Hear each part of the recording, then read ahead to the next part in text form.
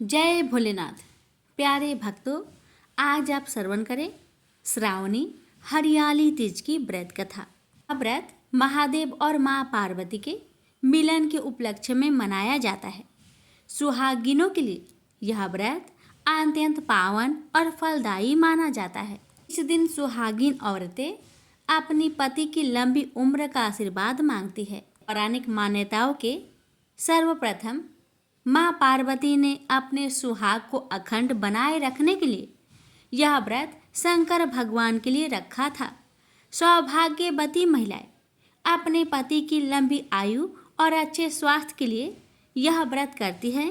वहीं अविवाहित युवतियां अच्छे वर की कामना के लिए यह व्रत रखती हैं।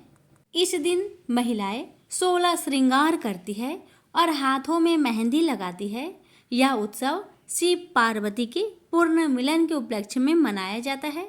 इस दिन चारों तरफ हरियाली रहती है, जिसकी वजह से इसे हरियाली तीज कहते हैं।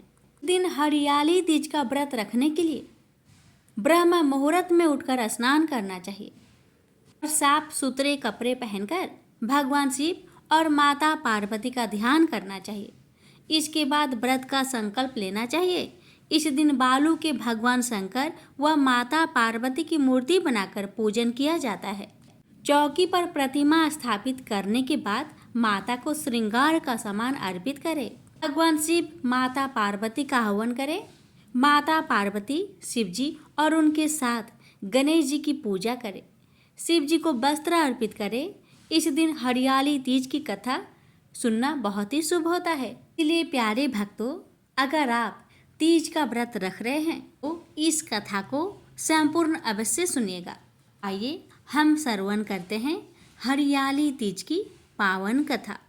यह कथा उस समय की है जब भगवान शिव को वर के रूप में प्राप्ति के लिए देवी पार्वती जंगल में घोर तपस्या में लीन थी।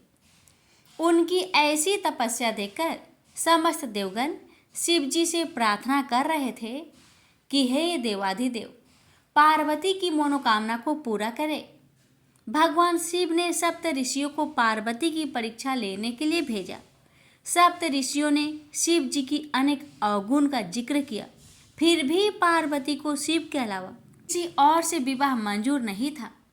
विवाह से पहले जगत पिता शिव अपने होने वाली पत्नी पार्वती में इस जगत के सभी प्राणियों के प्रति उनकी दया भाव को लेकर आश्वस्त होना चाहते थे। इसलिए शिव जी ने स्वयं भी पार्वती की परीक्षा ली। भगवान भोलेनाथ पार्वती की तपस्या से खुश होकर एक दिन प्रकट हुए और वरदान देकर पुनः अंतर्ध्यान हो गए। उसके कुछ ही देर बाद वही पास के एक तालाब में विशाल मगरमच्छ ने एक बालक को पकड़ लिया। बालक अपनी प्राण की रक्षा के लिए चिल्लाने लगा। पार्वती से उस बालक की चीख सुनी नहीं गई। द्रवित हृदय से करुणामयी माता पार्वती उस तालाब की ओर भागी। वहां पहुंचकर देखती है कि एक विशाल मगरमच्छ ने एक नन्हे बालक को तालाब के अंदर खींच कर ले जाने की चेष्टा कर रहा है। बालक देवी पार्वती को देखकर रोने लगा और बोला, हे माता, मुझे इस दुष्ट मगरमच्छ से बचा लो। इस संसार में मेरा न पिता है, न माता है और ना ही कोई मित्र। आप ही मेरी प्राण की रक्षा कर सकते हैं। ये सुन माता पार्वती की हृदय और भी द्रवित हो गई और वो बोली, हे ग्रह, तुम इस नन्हे बालक को छोड़ दो। मगरमच्छ बोला, मैं भला क्यों छोड़ूं? इस समय पर जो मुझे मिलता है उसे अपना आहार समझकर ग्रहण कर लेता हूँ। यही मेरा नियम है। मैं इस बालक को नहीं छोड़ूंगा। देवी पार्वती ने पुनः विनीत की, हे ग्रह, तुम इसको छोड़ दो। बदले में तुम्हें जो भी चाहिए वह बोलो। मगरमच्छ बोला, मैं एक ही शर्त पर इस बालक को छोड़ सकता हूँ। वह ये है कि आपने महादेव का जो तपस्या किया है उस तप का फल मुझे दे दीजिए। माता पार्वती तुरंत तैयार हो गई। वो बोली, मैं अपने तप का फल तुम्हें दे दूंगी, लेकिन तुम इस बालक को मुक्त करो। मगरमच्छ फिर बोला, हे देवी, आप ठंडे दिमाग से सोचकर फैसला लो। आवेश में आकर संकल्प मत लो। आपने जो हजारों वर्षों से तप किया है वो देवता से भी संभव नहीं है, और उस तप का फल इस तुच्छ बालक के जान के बदले चला जाएगा। माता पार्वती बोली, हे ग्रह, मेरा निश्चय अटल है। मैं अपने हजारों वर्षों के तप का फल तुम्हें देती हूँ, तुम इसका जीवन बख्श दो। फिर माता पार्वती से तपस्या दान का संकल्प करवाया। तप का दान होते ही मगरमच्छ का शरीर एक तेज प्रकाश सा चमक उठा। मगरमच्छ बोला, हे देवी, देखो, आपके तप के प्रभाव से मैं प्रकाशमयी हो गया हूँ। आपने सालों की तपस्या एक बच्चे के लिए गवा दी। चाहो तो मैं तुम्हें अपनी गलती सुधारने का एक अवसर और दे सकता हूँ। पार्वती जी ने कहा, तब तो मैं पुनः कर सकती हूँ, किंतु यदि तुम इस बालक को निगल जाते तो क्या इसका जीवन पुनः वापस मिल पाता? देखते ही देखते बालक और मगरमच्छ दोनों ही अदृश्य हो गए। पार्वती जी ने सोचा, मैंने तप दान कर दिया, अब पुनः तपस्या प्रारंभ करती हूँ, और फिर से तपस्या करने का संकल्प लिया। संकल्प लेते ही फिर से भगवान शिव प्रकट हुए और बोले, हे पार्वती, भला अब क्यों तपस्या करने जा रही हो? पार्वती जी ने कहा, प्रभु, मैंने अपनी सारी तपस्या दान कर दिया है। आपको पति के रूप में पाने के लिए मैं फिर से वैसा ही कठिन तपस्या कर आपको प्रसन्न करूंगी। शिव जी ने कहा, हे पार्वती, मगरमच्छ और लड़के दोनों ही रूपों में मैं ही था। तुम्हारा चित्त संसार के सुख दुख का अनुभव करता है या नहीं, इसकी परीक्षा लेने के लिए मैंने ही यह सब किया था। सभी रूपों में दिखने वाला मैं ही हूँ। तुमने अपना तपस्या मुझे ही दिया है। इस तरह पार्वती जी ने अपनी परीक्षा में सफल हुई। प्रेम से बोलिए, हर हर महादेव। एक बार की बात है, जब भगवान शिव माँ पार्वती को उनके पूर्व जन्म के बारे में याद कराते हुए कहते हैं कि हे पार्वती, तुमने मुझे पति रूप में पाने के लिए हिमालय पर कठिन तपस्या की थी। यहाँ तक कि तुमने अन्न और जल के साथ साथ सर्दी, गर्मी, बरसात जैसे सभी ऋतुओं में बहुत कष्ट सहा है। तुम्हारी तपस्या देखकर तुम्हारे पिताजी पर्वतराज बहुत दुखी हुए थे। तब एक दिन नारद मुनि तुम्हारे घर आए और उन्होंने तुम्हारे पिताजी से कहा कि मैं भगवान श्री हरि विष्णु के भेजने पर यहाँ आया हूँ। विष्णु जी आपकी पुत्री की तपस्या से बेहद प्रसन्न हुए हैं और वह उनके साथ विवाह करना चाहते हैं। तब नारद मुनि की बात सुनकर तुम्हारे पिताजी अत्यंत प्रसन्न हुए और उन्होंने नारद जी से कहा कि वह विवाह के प्रस्ताव को स्वीकार करते हैं। यह सुनते ही नारद मुनि विष्णु भगवान के पास जाते हैं और उन्हें सूचित करते हैं। फिर भगवान शिव माता पार्वती से कहते हैं कि जब तुम्हारे पिताजी ने यह खबर तुम्हें सुनाई तो काफी दुख हुआ, क्योंकि तुम मुझे पति के रूप में स्वीकार कर चुकी थी। इसके बाद तुमने अपने मन की पीड़ा अपनी सखी को सुनाई। तब तुम्हारी सखी ने एक घने जंगल में रहने का सुझाव दिया था। उसके बाद तुम बिना किसी को बताए वन में चली गई और जंगल में मुझे प्राप्त करने के लिए तुमने कड़ी तपस्या की। अब तुम्हारे अचानक लुप्त हो जाने की बात तुम्हारे पिताजी को पता चली तो वह बेहद चिंतित हुए थे। वह सोचने लगे थे कि इस बीच अगर भगवान विष्णु बारात लेकर आ जाएंगे तब क्या होगा। उसके बाद भगवान शिव माता पार्वती को आगे कहते हैं कि तुम्हारे पिताजी तुम्हें खोजते खोजते धरती पाताल को एक कर दिया था, लेकिन तुम उन्हें नहीं मिली, क्योंकि तुम उस समय एक गुफा में रेत से शिवलिंग बनाकर मेरी आराधना में पूरी तरह से लीन थी। अब मैं तुम्हारी तपस्या से प्रसन्न होकर तुम्हें मनोकामना पूरी करने का वचन दिया था। अब इसी बीच तुम्हारे पिता ढूंढते हुए वहां तक आ पहुंचे और फिर तुमने उन्हें अपनी पूरी बात बताई। तुमने बताया कि मैं अपने जीवन शिव को पति रूप में प्राप्त करने के लिए तप में बिताया था और आखिर वह तपस्या सफल हो गई। फिर तुमने अपने पिताजी से कहा, मैं आपके साथ घर तभी चलूंगी जब आप मेरा विवाह विष्णु से नहीं करवाएंगे। फिर पर्वतराज तुम्हारी बात माने और उन्होंने पूरी विधि विधान के साथ हमारा विवाह संपन्न कराया था। प्रेम से बोलिए हर हर महादेव, माता पार्वती की जय। प्रेम से बोलिए तीज मैया की जय। आज सुनिए तीज माता की व्रत कथा। पौराणिक मान्यता के अनुसार एक गांव में एक ब्राह्मण रहता था जो बहुत ही गरीब था। उसके साथ उसकी पत्नी ब्राह्मणी भी रहती थी। ब्राह्मण की पत्नी ने तीज माता का व्रत किया। उसने अपने पति यानी ब्राह्मण से कहा कि उसने तीज माता का व्रत रखा है, उसे चने का सत्तू चाहिए, कहीं से ले आओ। ब्राह्मण ने ब्राह्मणी से बोला कि वो सत्तू कहाँ से लाएगा। इस पर ब्राह्मणी ने कहा कि उसे सत्तू चाहिए, फिर चाहे वो चोरी करे या फिर डाका डाले, लेकिन सत्तू लेकर आए। रात का समय था।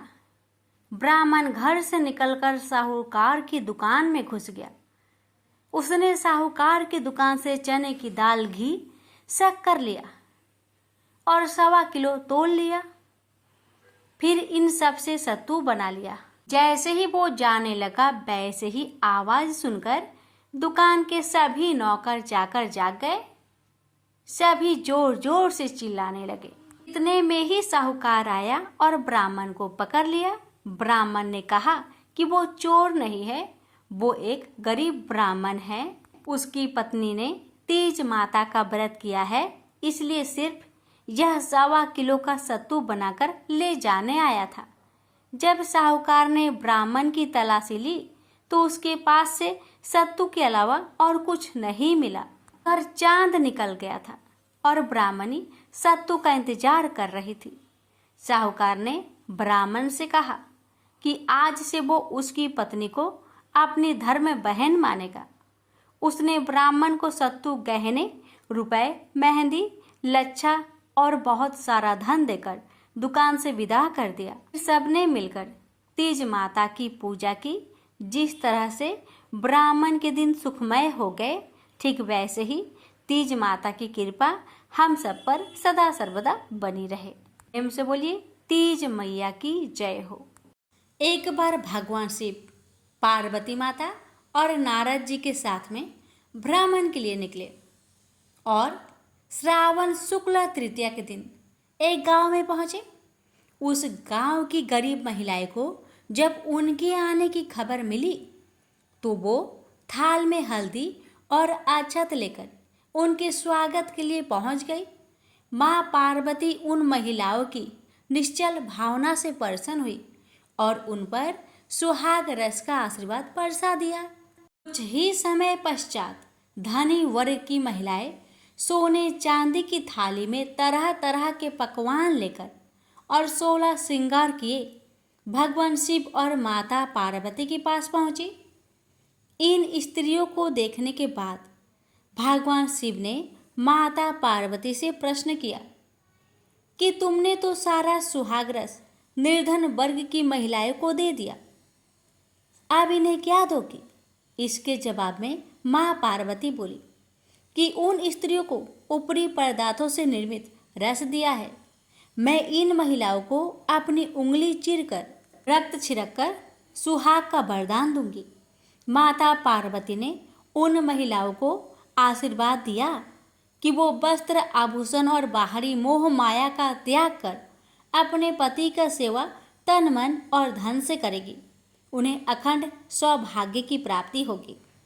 इस घटना के बाद पार्वती माँ भगवान भोलेनाथ से आज्ञा लेकर नदी में स्नान करने चली गई। माता ने स्नान के बाद बालू से भगवान शिव की मूर्ति बनाई और उसकी पूजा की। भोग लगाकर तथा प्रदक्षिणा करके 2 कण का प्रसाद ग्रहण किया और माथे पर टीका लगाया। उस पार्थिव लिंग से शिवजी स्वयं प्रकट हुए और उन्होंने माता पार्वती को वरदान दिया कि आज के दिन जो महिला मेरा पूजन करेगी और तुम्हारा व्रत करेगी, उसका जीवन साथी चिरंजीवी रहेगा और मोक्ष की प्राप्ति होगी। प्रेम से बोलिए उमापति शंकर भगवान की जय। एक समय की बात है, एक भाई बहन रहते थे। बहन का नियम था कि वह अपने भाई का चेहरा देखे ही खाना खाती थी। हर रोज वह सुबह उठती थी और जल्दी जल्दी सारा काम करके अपने भाई का मुंह देखने के लिए उसके घर जाती थी।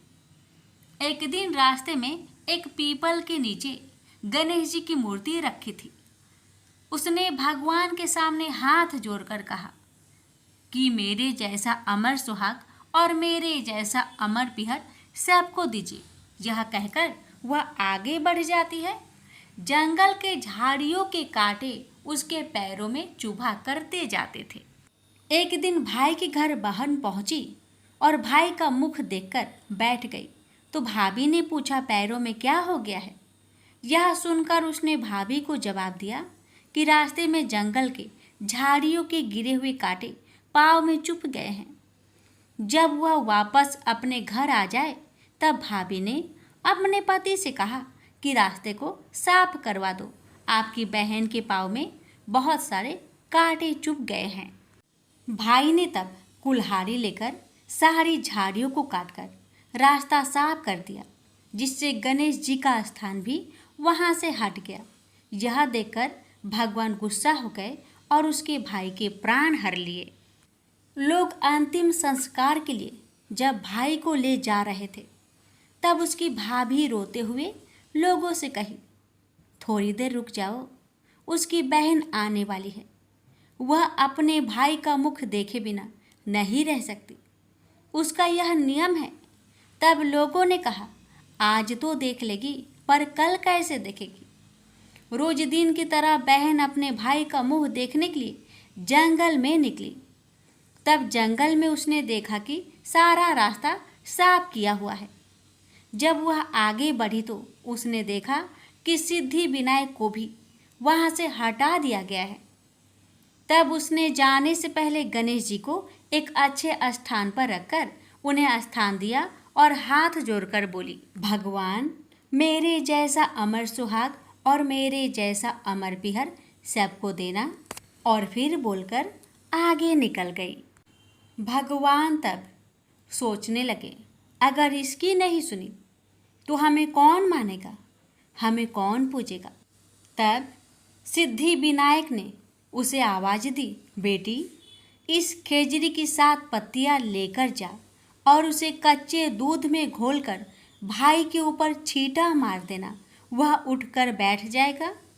यह सुनकर जब बहन पीछे मुड़ी तो वहाँ कोई नहीं था। फिर वह यह सोचने लगी कि ठीक है, जैसा सुना वैसा कर लेती हूँ। फिर वह 7 खेजड़ी की पत्तियाँ लेकर अपने भाई के घर पहुँची। उसने देखा वहाँ कई लोग बैठे हुए हैं। भाभी बैठी रो रही है और भाई की लाश रखी है। तब उसने उस 7 पत्तियों को बताए हुए नियम के तहत भाई के ऊपर इस्तेमाल किया। तब भाई उठकर बैठ गया। भाई बोला बहन से, बोला मुझे बहुत ही गहरी नींद आ गई थी। तब बहन बोली, यह नींद किसी दुश्मन को भी ना आए। और उसने सारी बात अपने भाई को बता दी। तो मान्यता के अनुसार ये है गणेश जी की चमत्कारी कथा। प्रेम से बोलिए गणेश भगवान जी की जय हो। लापसी तपसी की कथा। एक लापसी था, एक तपसी था। तपसी हमेशा भगवान की तपस्या में लीन रहता था। लापसी रोजाना 1.25 सेर की लापसी बनाकर भगवान का भोग लगाकर जीम लेता था। एक दिन दोनों लड़ने लगे। लापसी बोला, मैं रोज भगवान की तपस्या करता हूँ, इसलिए मैं बड़ा हूँ। लापसी बोला कि मैं रोज भगवान को 1.25 सेर लापसी का भोग लगाता हूँ, इसलिए मैं बड़ा हूँ। नारद जी वहाँ से गुजर रहे थे।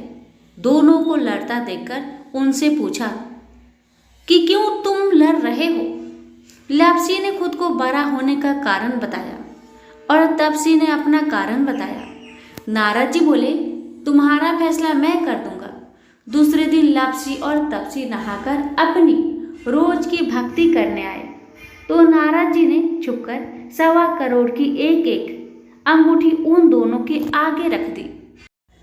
तपसी की नजर जब अंगूठी पर पड़ी तो उसने चुपचाप अंगूठी उठाकर अपने नीचे दबा ली। लप्सी की नजर अंगूठी पर पड़ी लेकिन उसने ध्यान नहीं दिया। भगवान को भोग लगाकर लापसी खाने लगा। नारद जी सामने आए तो दोनों ने पूछा कि कौन बरा, तो नारद जी ने तपसी को खड़ा होने को कहा। वो खड़ा हुआ तो उसके नीचे दबी अंगूठी दिखाई पड़ी। नारद जी ने तपसी से कहा, तपस्या करने के बाद भी तुम्हारी चोरी करने की आदत नहीं गई, इसलिए लप्सी बरा है और तुम्हें तुम्हारी तपस्या का कोई भी फल नहीं मिलेगा। तपसी शर्मिंदा होकर माफी मांगने लगा। उसने नारद जी से पूछा, मुझे मेरी तपस्या का फल कैसे मिलेगा? नारद जी ने कहा, यदि कोई गाय और कुत्ते की रोटी नहीं बनाएगा तो फल तुझे मिलेगा। यदि कोई ब्राह्मण को भोजन करवाकर दक्षिणा नहीं देगा तो फल तुझे मिलेगा। यदि कोई साड़ी के साथ ब्लाउज नहीं देगा तो फल तुझे मिलेगा। यदि कोई दिए से दिया जलाएगा तो फल तुझे मिलेगा। यदि कोई सारी कहानी सुने लेकिन तुम्हारी कहानी नहीं सुने तो फल तुझे मिलेगा। उसी दिन से हर व्रत कथा कहानी के साथ लापसी तपसी की कहानी भी सुनी और कही जाती है। प्रेम से बोलिए लक्ष्मी नारायण की जय।